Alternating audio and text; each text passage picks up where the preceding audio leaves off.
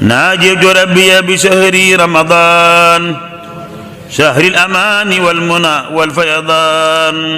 بسم الله بارك borom Tuubaa bismillahi rahmaani rahim allahumma salli ala sayyidina muhammad nabil ummi wa ala alihi wa sahbihi wa sallam taslima.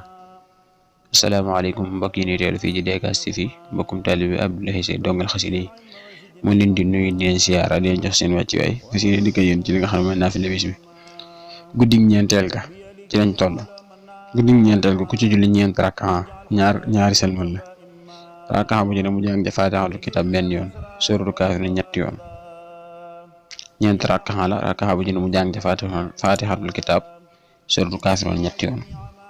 ne ku def loolu dees na ko bindal tuyaabay jaamu junni nit te dees na ko jéggal bàkkaaram yëpp bala mu jóge fa mu doon jullee.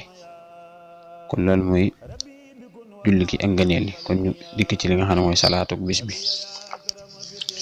salaatu bis bi tey mooy allahumma salli ala sayyidina muhammadin wa ala ali sayyidina muhammadin salaatan takunu laka ridaan wa li xaqihi adaan wa aatihi alwasilata wal maqaam al mahmud alladi waxatta.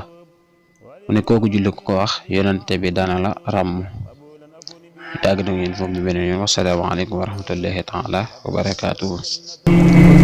يا مكرم الضيف جارا كان أو دارا